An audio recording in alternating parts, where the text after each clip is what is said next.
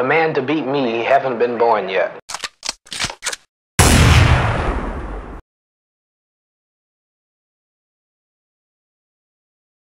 Open a good book, take you a good look and get the picture. These demons coming gunning to get you.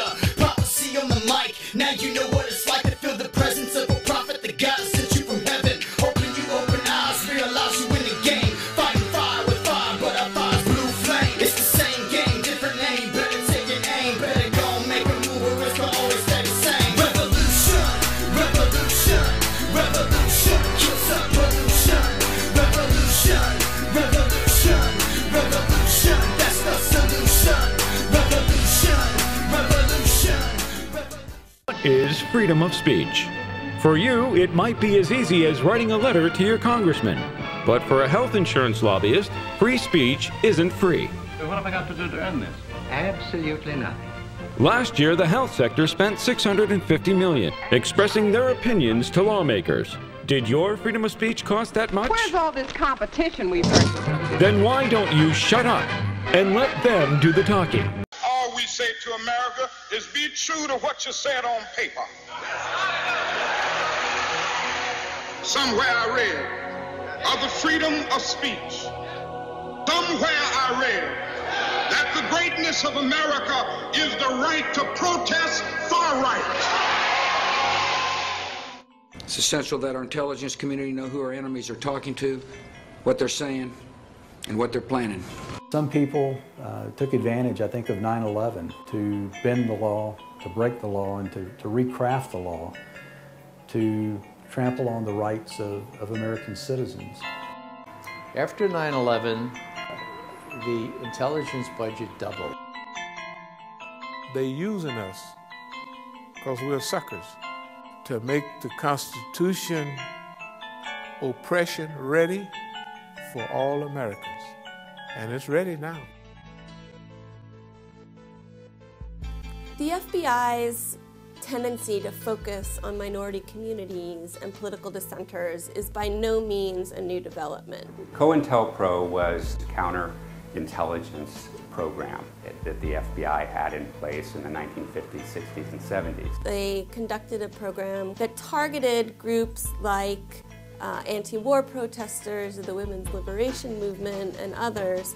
The most egregious was Dr. Martin Luther King, who was subject to intensive investigation, and many of these dirty tricks that the church committee that later investigated this program found that these dirty tricks were designed not to protect the national security, but to disrupt marriages, to prevent people from engaging in First Amendment protected activities, and to suppress speech. In 2008, the FBI infiltrated a series of First Amendment groups in Minneapolis that were organizing during the Republican National Convention. 2 years later, in fall 2010, the FBI raided dozens of peace activists in Chicago and Minneapolis, dragged these individuals before secret grand juries, seized all of their computer records, and they've never been charged with any crimes.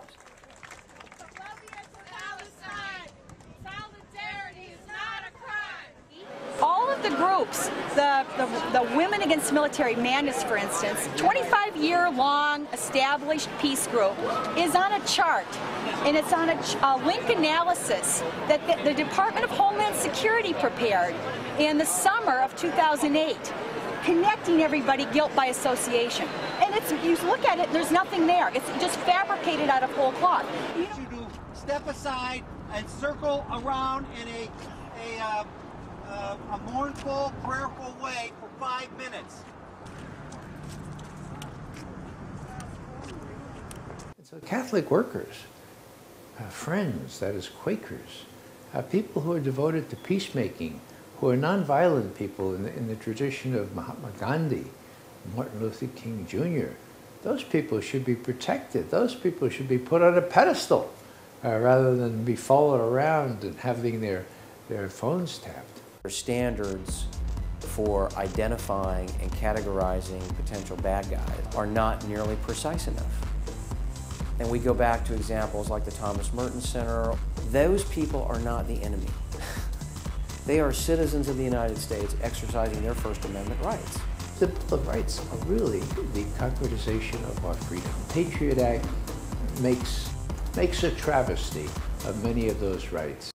When a government is trying to find out what you're reading, that is fundamentally Orwellian. People say that they don't mind the government spying because they're not doing anything wrong, but what we learned from those investigations that the Church and Pike committees conducted back in the 1970s was that there were people who were doing nothing wrong and yet were harmed, were prevented from getting jobs, all because of this secret surveillance and collected this information that the FBI was misusing to harm people who really had absolutely done nothing wrong and yet were merely expressing opinions that the government didn't like. Well, it's a bill that has received very little attention but may make free speech a felony and seriously restrict your right to political protest. Just signed into law by the president, H.R. 347 gives federal agents sweeping powers to arrest and bring felony charges against citizens engaged in protests where the Secret Service is present.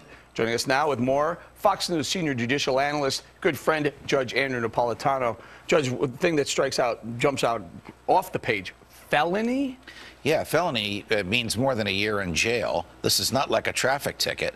For standing and protesting, the type of thing that for 230 years Americans took for granted because it was protected by the First Amendment, Congress shall make no law abridging the freedom of speech, has actually been abridged by legislation the president signed last Thursday, supported overwhelmingly by both parties, with very, very little public debate and very little debate in Congress. Basically allows Secret Service agents to decide where there are no free speech zones, not speech zones, no free speech zones. And anybody by the Secret Service can, protected by the Secret Service, can ask those agents to ban protests wherever they are. So I can think of 3 violations: speech violations, association violations, the right to petition the government for a redress of your grievances. What good is free speech if the people in the government are so far away from you that they can't hear you?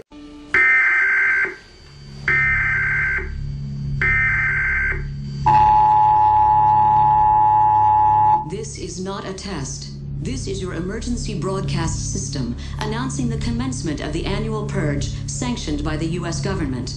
Weapons of Class 4 and lower have been authorized for use during the purge. All other weapons are restricted. Government officials of ranking 10 have been granted immunity from the purge and shall not be harmed. Commencing at the siren, any and all crime, including murder, will be legal for 12 continuous hours. Police, fire, and emergency medical services will be unavailable until tomorrow morning at 7 a.m. when the purge concludes. Blessed be our new founding fathers and America, a nation reborn. May God be with you all.